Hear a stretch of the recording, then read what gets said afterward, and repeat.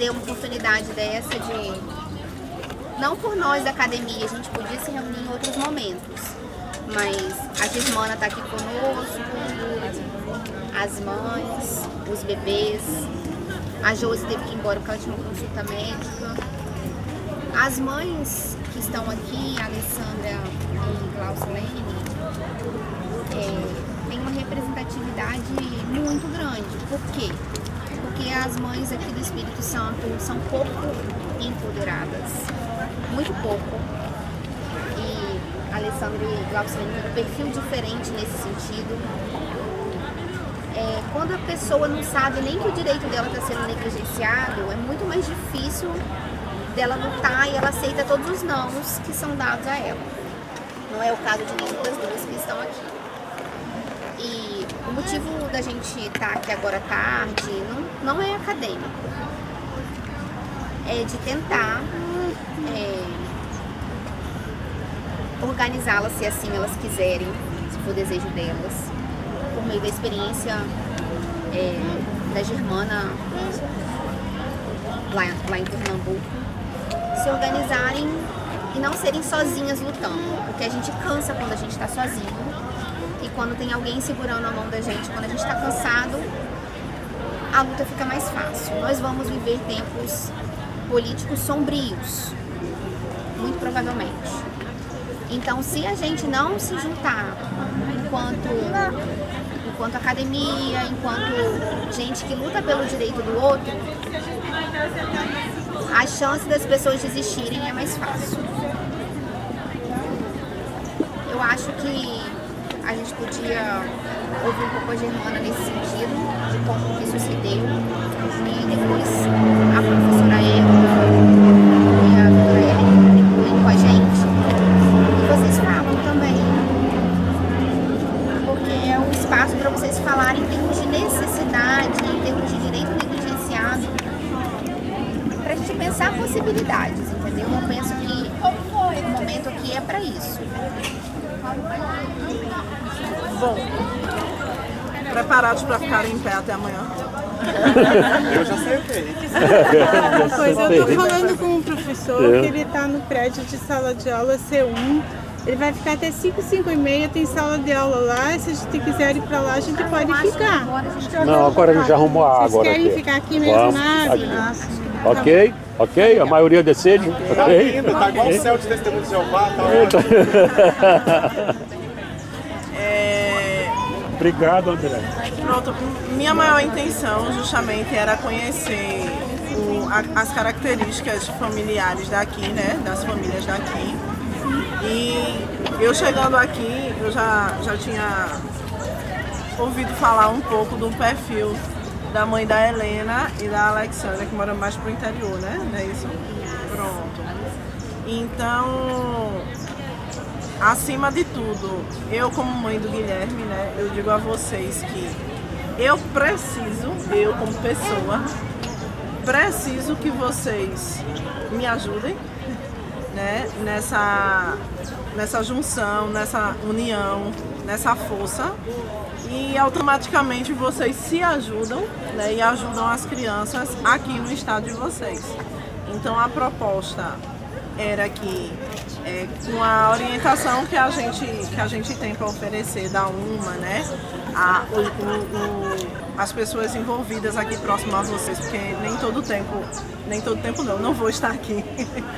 Né? Mas assim, a orientação que a gente não teve e descobriu com as dificuldades no caminho inicialmente, né, naquela época, em 2015, hoje para vocês podem chegar a informação de bandeja, né? A gente pode oferecer o estatuto da UMA para vocês só copiarem, né, se estabelecerem na condição e nas necessidades de vocês.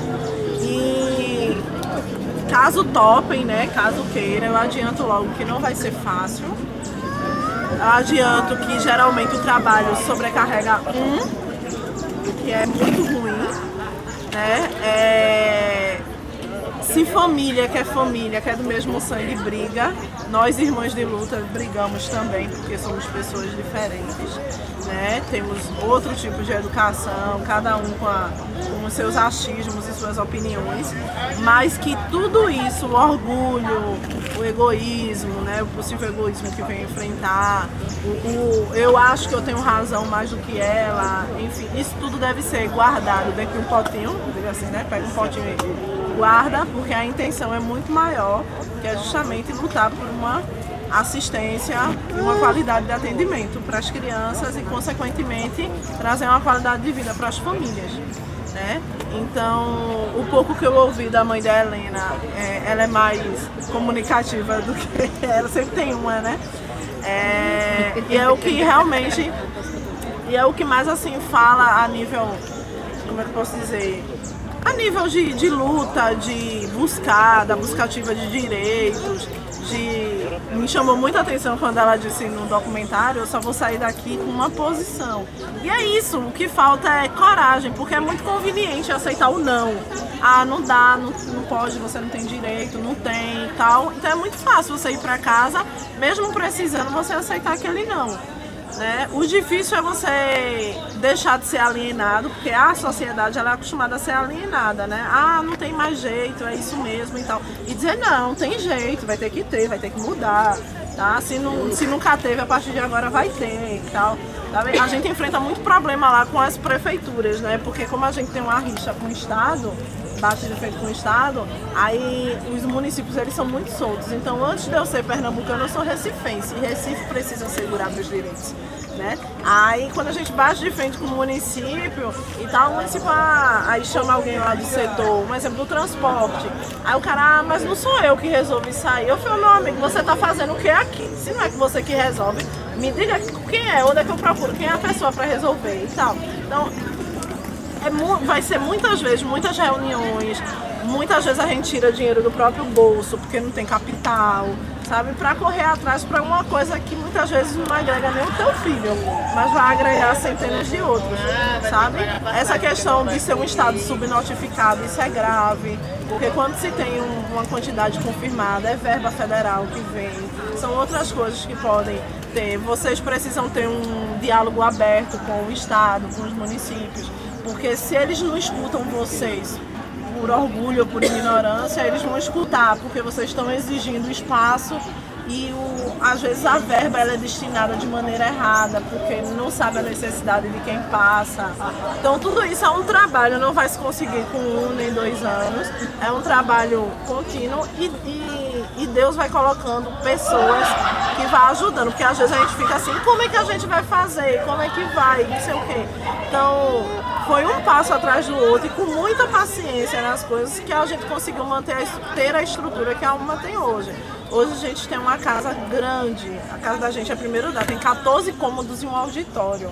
Foi fruto de campanha, né? A gente teve o dinheiro doado, a gente comprou a casa que queria, né? A gente tem o respeito da mídia, acima de tudo, né? A gente feito se falou, né? Ah, apareceu uma vez no Bom Dia Espírito Santo, tal, mas tem que se manter lá, tem que estar o tempo todo lá. E vai surgindo pessoas que se sensibilizam e vão querer estar com vocês lado a lado, sabe? Mas assim, é necessário, acima de tudo, todo mundo precisa de todo mundo. E eu na condição de viver a mesma realidade da gente viver no mesmo barco, né? Pelo fato que cada um aqui, quando terminar, vai para suas casas, vai seguir sua vida. Mas quem fica com a realidade é a gente, né? A gente carrega debaixo do braço. O meu não está aqui debaixo do braço, mas não sai do meu pensamento. Qualquer problema que surge, até a dosagem de um dipirona, amanhã liga para mim para saber quanto é para dar e tal. Então, assim, vamos dizer assim, não que nossos filhos sejam problemas, mas assim, a problemática que envolve ter a pessoa com deficiência é a gente que vive, né? Então, a questão de traduzir a questão de direitos que essa família tem para essas famílias, a associação ela facilita, a questão de fazer pontes facilita, acaba que é um relacionamento de amizade que você vai construindo com o passar. Você já tem pessoas bem importantes ao lado de vocês, só basta assim, uma ter a coragem de dizer assim, eu vou e eu não vou só, eu vou com todos. Vou todo mundo, sabe? É aquele negócio assim, ó, se der certo, parabéns pra nós. Se não der, estamos juntos do mesmo jeito. Então a gente vai cair e vai começar de novo. Porque nem sempre vai dar certo, nem tudo vai ser um mar de rosas, que não vai ser, sabe? Sofro muita ameaça. Enfim, pra tudo que é bom, existe uma coisa ruim, né? Então o retorno ruim às vezes é esse, das pessoas terem um jogo político e querer te calar. Entendeu? Mas assim, aquela coisa de continuar, de ter fé, de ter, sabe? De acreditar que o dia vai dar certo. Então fica a critério de vocês aí de juntar essas famílias, de juntar essas mães, de correr atrás de coisas básicas, de confirmar essas famílias, o que é que dá para confirmar. Pelo que eu sei, existem profissionais dentro da área de saúde, incluindo a neuro que atende as crianças, que ela é muito pressionada pelo poder estadual. Então, assim, ela pode ser pressionada porque ela é funcionária, mas vocês não são nada.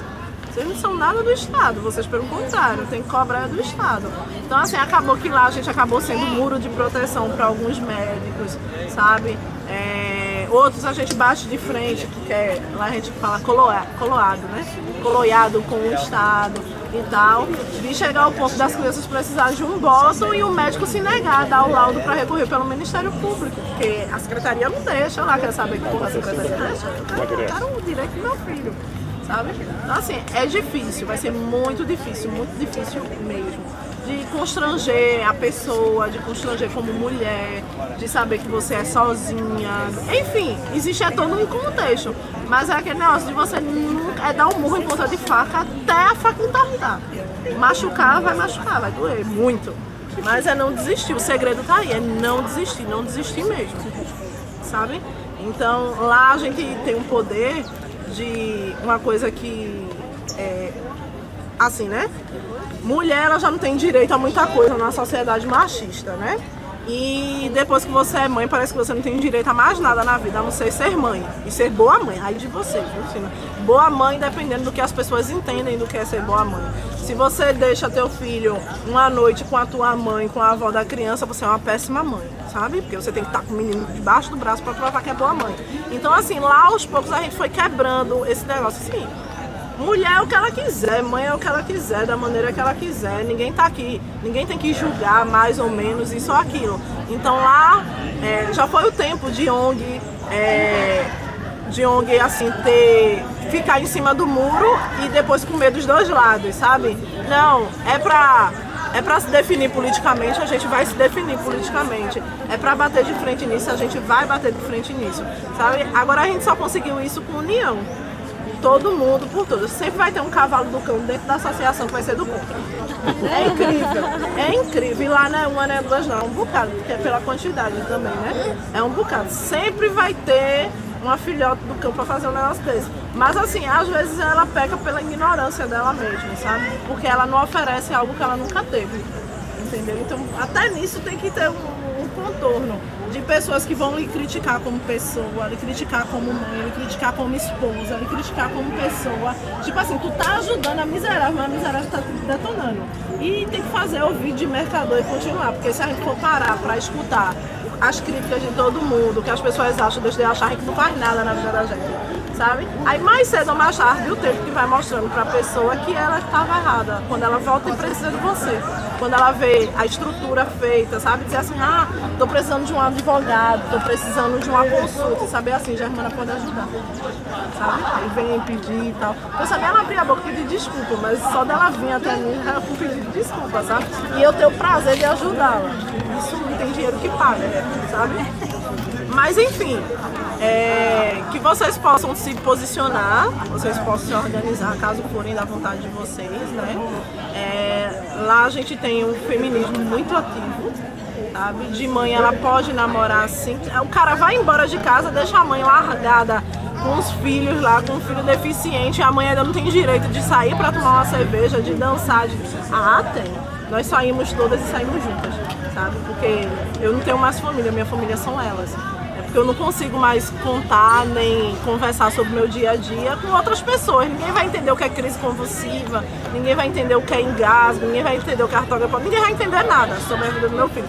Então eu converso com elas. Então E agora que lascou, vai todo mundo morar no mesmo lugar, né, no mesmo habitacional, aí já tô vendo. Ela disse, como eu não gosto de cozinhar mesmo... São 42, né? 42, né, que vai no mesmo habitacional. Como eu não gosto de cozinhar, eu vou comer todo dia na casa de uma, né, porque eu sou dessas. Aí, que eu boto no grupo, alguém fez almoço no domingo, aí eu falei, aí tem o quê? Tem que exigir, aí, né? Aí tem lasanha, tem feijoada, peraí, eu vou hoje pra feijoada, eu vou pra casa de...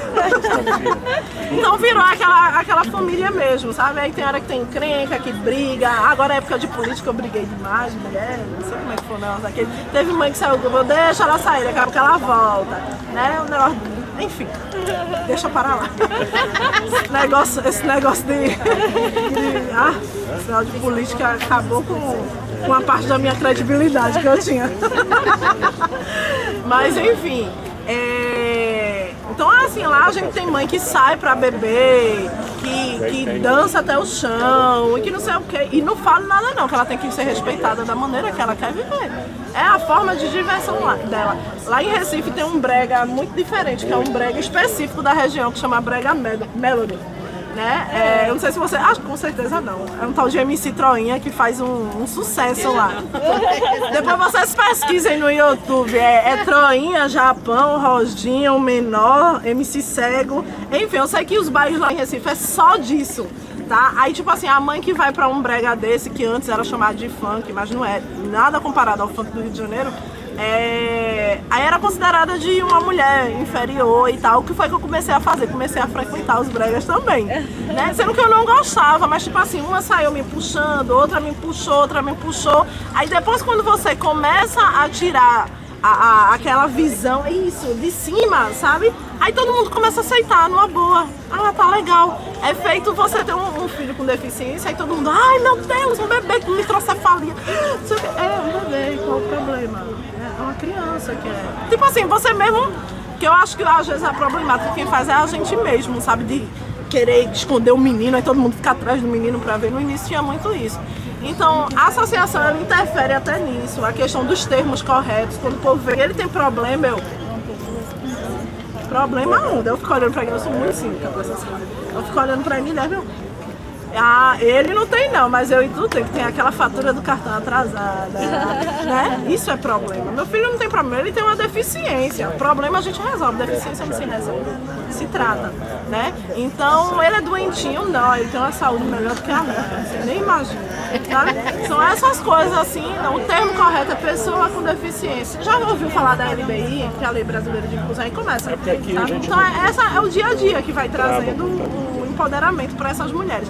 Aí você falou empoderamento, lá a gente diz que as mães já estão empoderadas, não, empoderadas de tão empoderadas, sabe? Porque o preconceito do dia a dia, de você estar num canto, quando eu cheguei teu filho estava bem coberto hoje, aí você tirou o lençolzinho, né, eu falei com ele e pronto. Mas teve mãe assim de estar num banco, no ambiente assim, a mulher veio, tirou o lençol da cabeça do menino e fez, meu Deus, é um demônio, que não sei o quê. Aí a mãe, muito tranquila, se levantou, aí, demônio é você. E assim, sabe? Porque né, demônio é você, meu filho é uma pessoa com deficiência, que não sei o quê. Até nisso, saber o termo de ensinar, de explicar, de dizer assim, gente, a maldade só atinge a gente se a gente quiser. Só alcança a gente se a gente quiser, se a gente abrir espaço para ela. Então, da pessoa vir com preconceito, a gente saber a resposta para dar.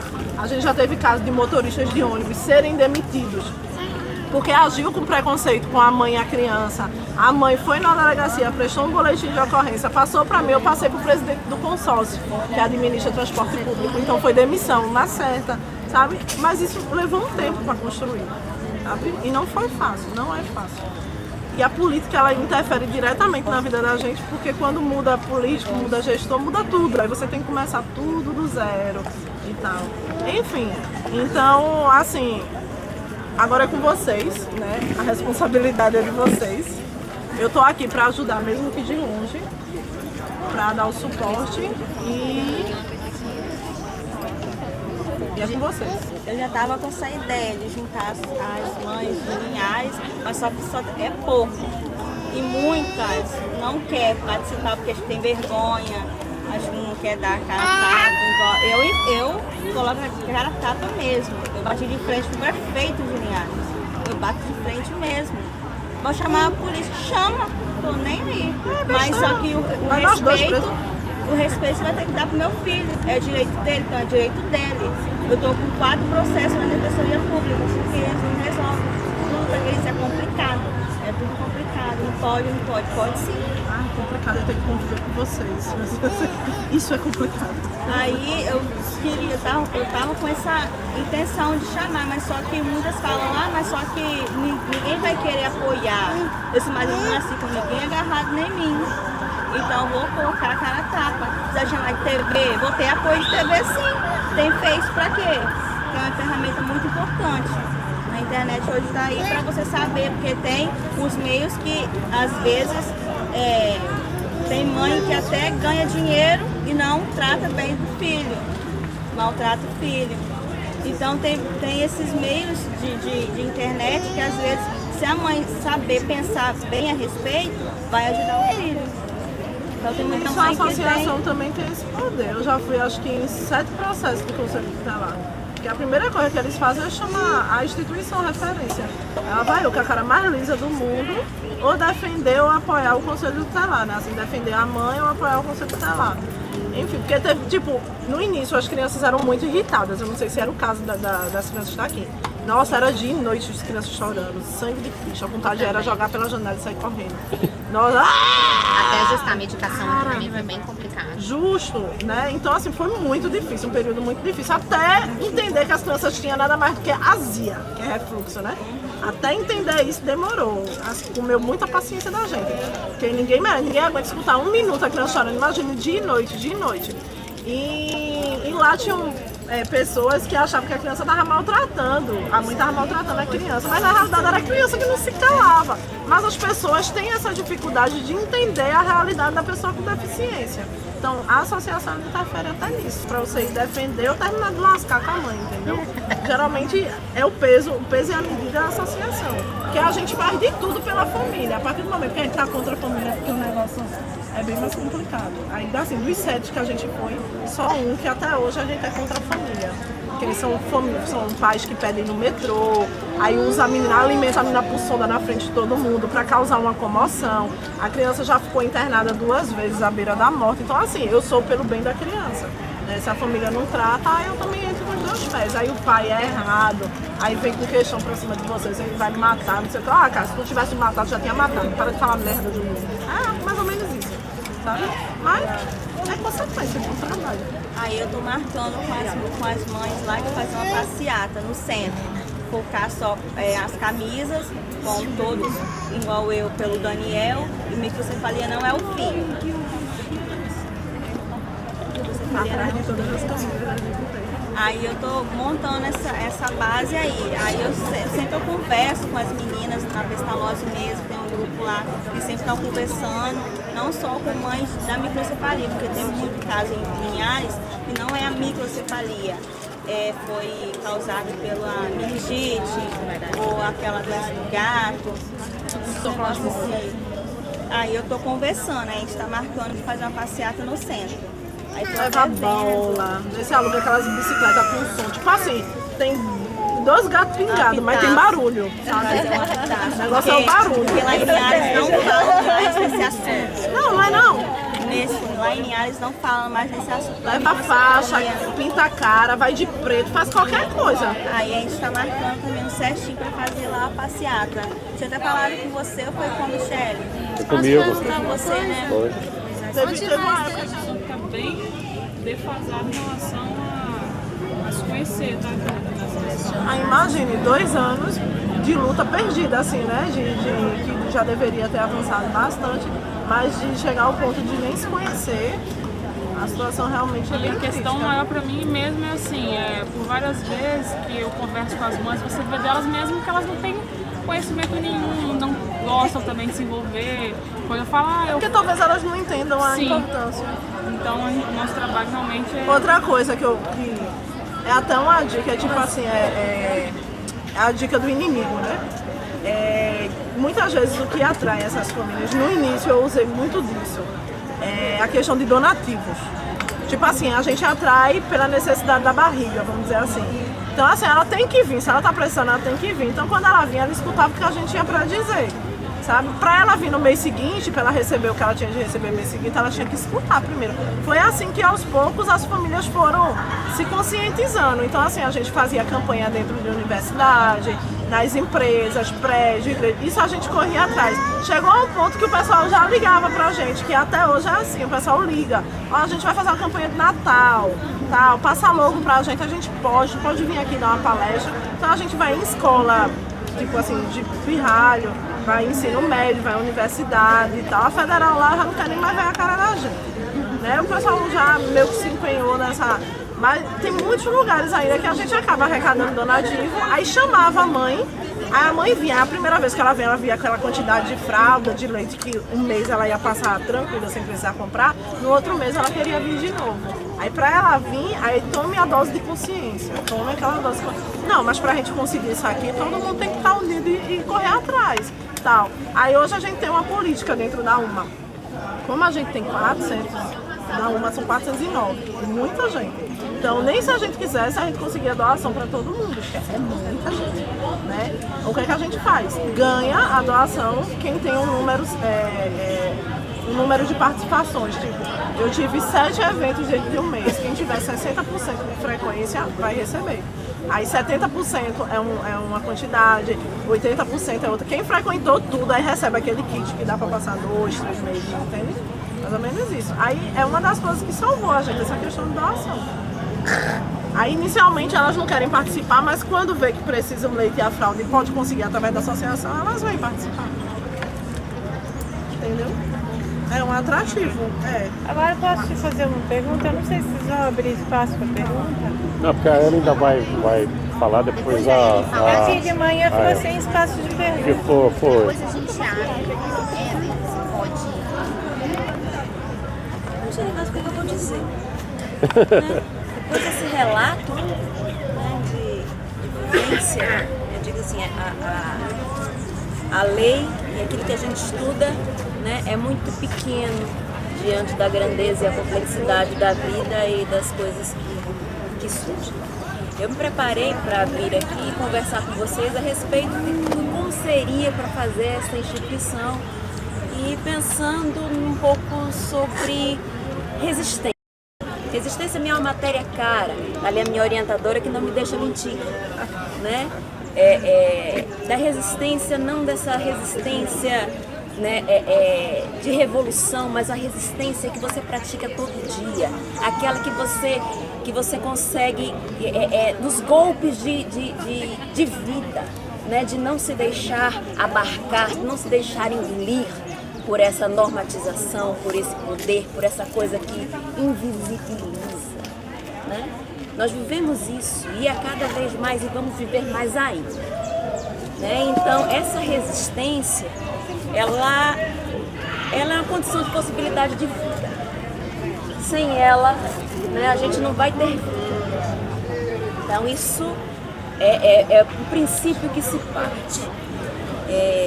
Eu pensei de falar para vocês um pouco a respeito do que diz a Constituição ou do que diz a lei, né? Mas eu não sei nem se eu ainda tenho mais espaço para isso depois desse seu relato.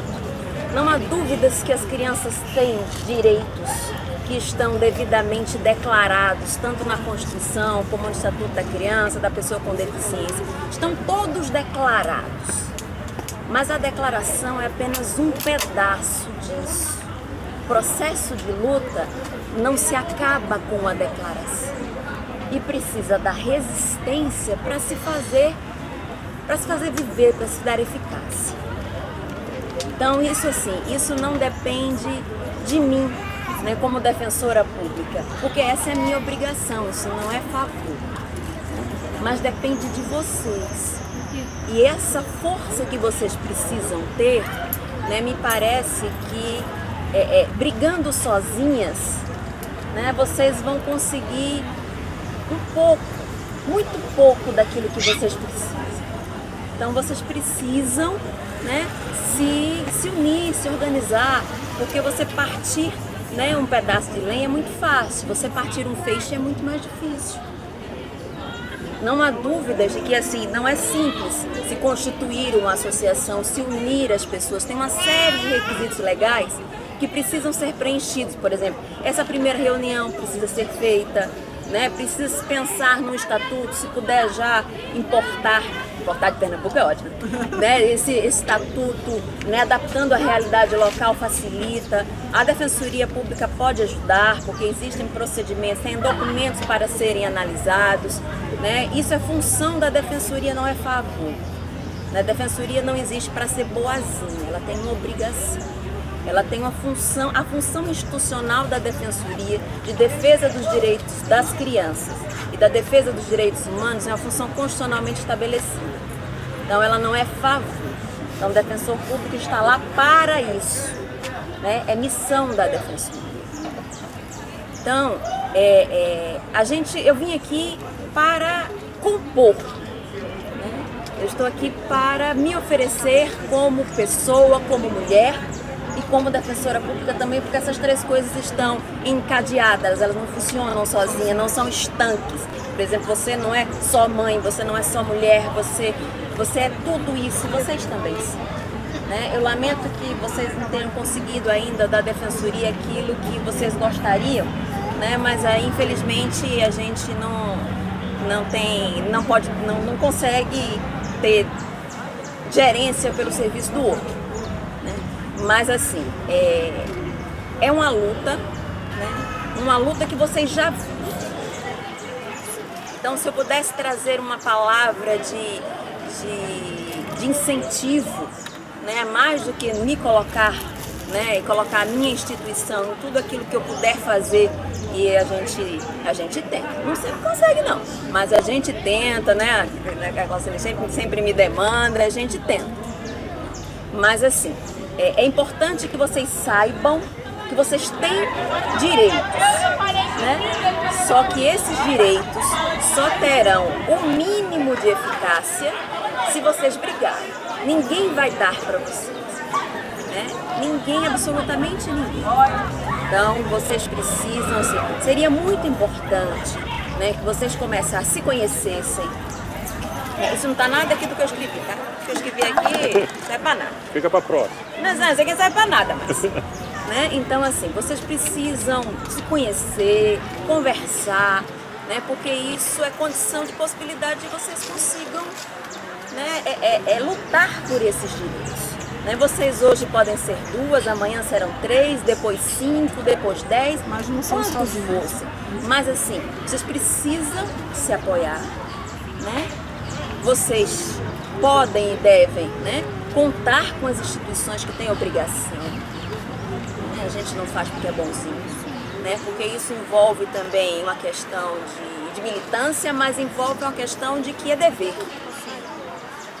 Então, vocês não estão sozinhas, a gente não vai conseguir tudo, né? A gente vai ter muita dificuldade, tem mais não do que sim, mas talvez eu acho que a palavra que mais defina vocês, eu não sei se seria, eu acho que a palavra mãe já embute resistência, né? Então isso está em vocês, isso não está em mim, mas está em vocês. Então é pelos seus filhos, é pelos filhos das outras, né? Não é, e é para os próximos que talvez tenhamos. É bem provável que tenhamos mais. Então, se aproximem entre si, se aproximem com as outras mães que tenham crianças também que tenham deficiências, se aproximem das outras que vivem as mesmas dificuldades que vocês. Porque eu acho que essa vivência é mais do que aquilo que a gente poderia dizer, né? Mais do que a gente poderia pensar. Então, os direitos estão todos escritos, mas nasce de vocês. Então, assim, é importante demais que vocês, né, até mesmo para nos provocar. E aí eu falo como órgão público, como, né, também investida nessa condição. Né? Uma pessoa é só uma pessoa. Né? Um grupo, vocês têm condições de melhor pleitear os seus direitos. Né? Incomoda mais gente, né? Então, já diz a musiquinha do elefante, né? Então incomoda muito mais. Então é importante que vocês se unam, é importante que sejam construídas essas redes, né, de apoio, né? Vocês já têm de onde buscar um know-how, né? A UMA já se ofereceu, e de minha parte, quanto defensoria, a gente também, né, se coloca à disposição para orientar, para conduzir, para fazer o que for possível, né? E compreendendo que vocês, né, nesse processo, né, são invisibilizadas, mas vocês vão fazer barulho, né, e vocês precisam aparecer. A questão da busca ativa que a lei garante também não acontece. Então vocês precisam aparecer. E se vocês aparecer é muito mais fácil de vocês serem excluídas, apagadas. Mas se vocês forem 10, se vocês forem 20, se vocês forem 30, se vocês forem 40, é muito mais difícil de você tentar fazer de conta que esse grupo não existe, né?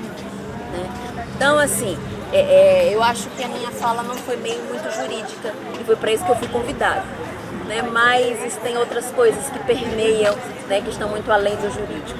O jurídico é quase muito pouco, é quase nada perto da grandeza do que eu escutei aqui. Eu te parabenizo, né, como mulher, como militante. Sua causa é...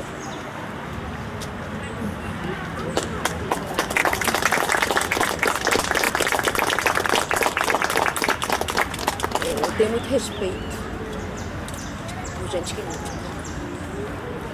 E a luta de vocês nasceu de vocês.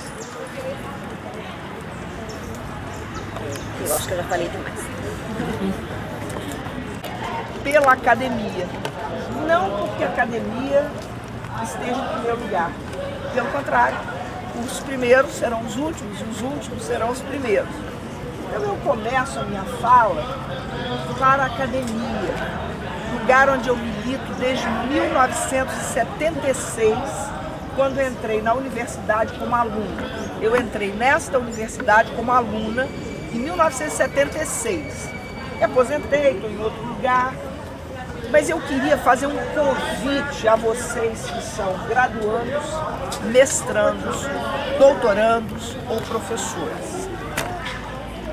Quando eu cheguei e que a luz não tinha energia, e que nós sentamos ali, do ponto de vista da minha racionalidade, eu pensei, este encontro tem que ser cancelado.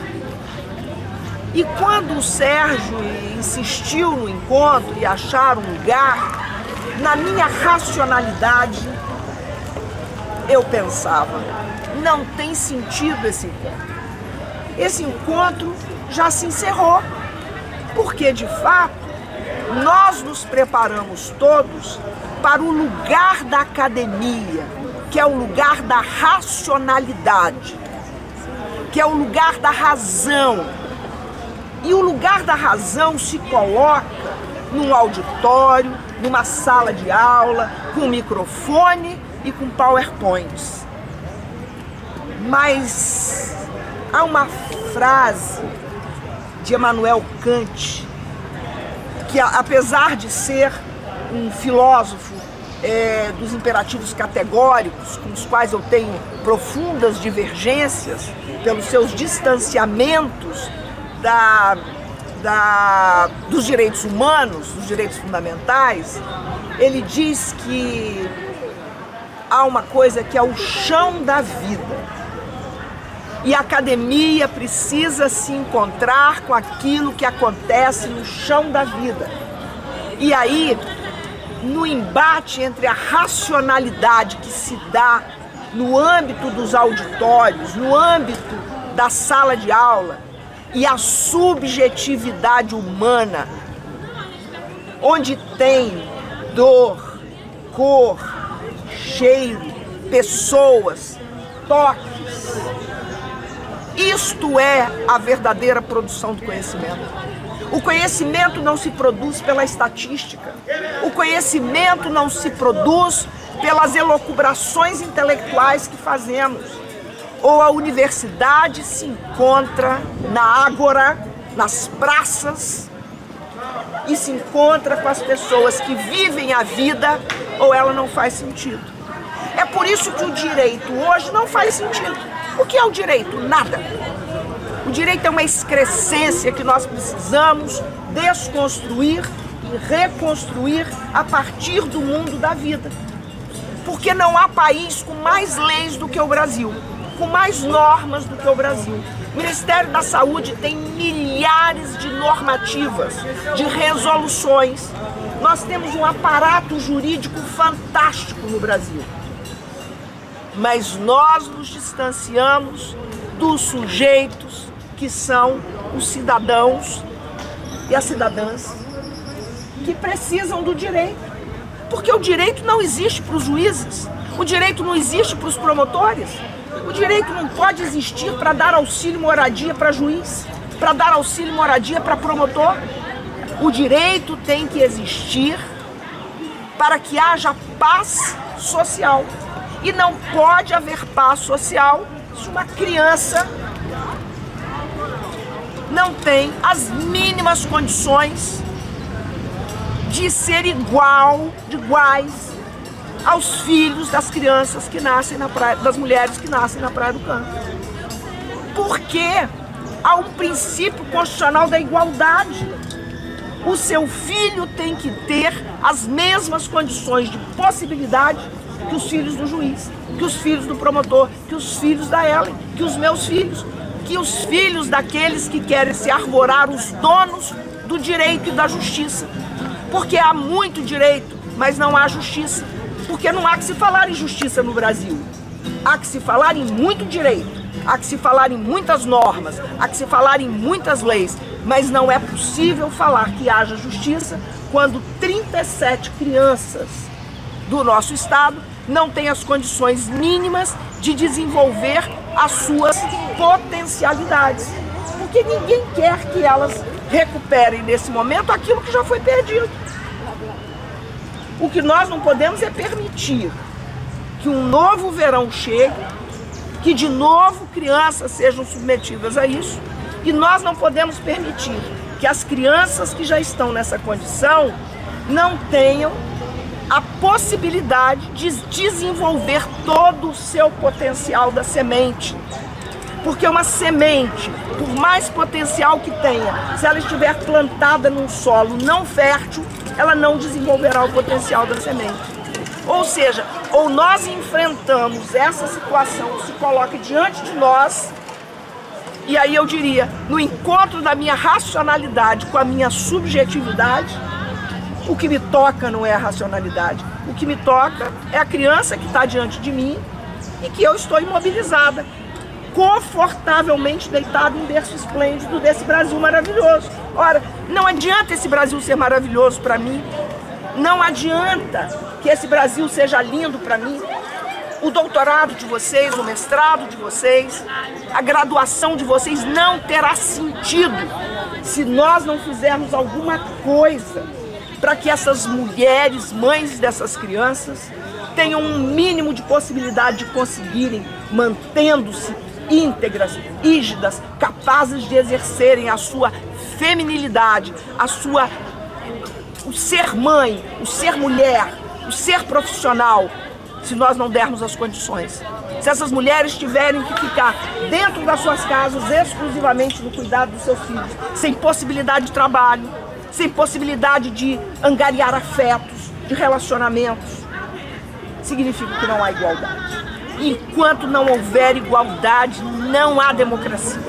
Enquanto não houver igualdade, não há cidadania. E eu não tenho direito, como professora universitária, de aceitar as benesses do Estado se eu não tiver uma luta de enfrentamento. Então eu queria dizer para vocês que a Ágora, a praça pública, que me encontra num chão que o salto do meu sapato enfia na terra, em que eu olho para as pessoas e vejo a dor delas, sinto o cheiro, toco, encosto e nos abraçamos. O Sérgio me deu um abraço quando cheguei. Isso não é típico da academia. A academia é seca, a academia é fria, o direito é frio, o direito é duro, o direito é insensível. ou nós resgatamos a possibilidade do encontro da racionalidade com a subjetividade humana, ou de nada valerá as milhares de teses, as milhares de dissertações que nós estamos produzindo. Esse encontro com a sua fala, com esta criança, é muito maior do que as dezenas de livros que eu já li. Não há nenhum ensino que eu tenha tido nos milhares de livros que li na minha biblioteca que se compare com o ensino que eu tive com a sua fala. Sabe qual a fala? As mulheres estão sofrendo, as mulheres são resistência, mas há algumas questões que é preciso que nós levantemos. Em primeiro lugar, é que não há direito efetivado se não tiver visibilidade. Estas 37 crianças do Estado, ou 60 ou 70, que tem o problema, porque não é apenas a questão física, mas é a questão da microcefalia, é a questão da deficiência. Se estas crianças não forem vistas, visibilizadas, nós continuaremos deitados em berço esplêndido. O juiz continuará deitado em berço esplêndido, o promotor em berço esplêndido e a academia em berço esplêndido. Que a academia se arvora o ser democrática, não é verdade. Nós adoramos essa coisa do discurso vazio tantas vezes. Então, acho que ou nós nos encontramos no chão da vida e falamos assim, olha, a mesma dor que você como mulher sente é a dor que eu sinto com você, da solidariedade. O princípio constitucional, 2 princípios constitucionais da Constituição da República de 1988 são o princípio da dignidade humana, que é o princípio matriz de todos os princípios, e o princípio da solidariedade. Ou seja, não se dá direitos, não se cede direitos. Direitos são frutos de lutas. Lutas por quê? Por reconhecimento. O reconhecimento dessas crianças que precisarão ter as mesmas oportunidades que os filhos da classe média alta têm. Por quê? Porque a luta das mulheres não é a luta dos homens. Me perdoe, não é a luta dos homens. Os pais dessas crianças não enfrentam as mesmas lutas das mulheres. Eles não abdicaram de ter novos afetos. Essas mulheres estão abdicando sim de ter novos afetos. Esses homens não abdicaram das suas noites, mas essas mulheres abdicaram das suas noites. Estes homens não abdicaram do seu trabalho, mas essas mulheres abdicaram do seu sucesso profissional ou da sua vivência profissional. E aí, nesse momento, nós temos que, em primeiro lugar, reconhecer e visibilizar esta dor e essas pessoas. Nós precisamos ter vergonha disso. Nós não precisamos ter vergonha disso. Mas as mulheres que têm vergonha precisam ser acolhidas e não criticadas. As mulheres que não querem lutar precisam ser acolhidas e não criticadas, porque elas têm que ser trazidas para o aconchego, para o encontro, que pode sim nos dar forças para sermos resistência. Então, a resistência não tem que ser sua, nem tem que ser sua. A resistência tem que ser minha, tem que ser da Ellen, tem que ser da Paula, tem que ser... Mas a resistência tem que ser dos homens. Ou os homens assumem essa luta como uma luta deles pela igualdade, ou vocês também não terão felicidade. Porque a felicidade não se encontra sozinho. A felicidade é o outro. A felicidade não está no outro. Ela não está no outro. Mas a felicidade é o encontro com o outro. E isso o direito jamais irá fornecer. Isso o direito jamais irá fornecer. Então, a conquista da democracia, a conquista da cidadania, é a conquista de um olhar para dentro de nós mesmos. O que é que eu sou capaz de fazer nesta questão? Então, por exemplo, o que eu posso fazer? É um bocadinho, mas eu faço. Então, é não omissão. Então, eu não sei o que eu posso fazer, eu não sei, diante de tudo que vocês fazem, eu não sei se eu posso ajudar. Mas enquanto vocês falavam, eu pensei, vou escrever um artigo para a Gazeta sobre subnotificação nesses casos.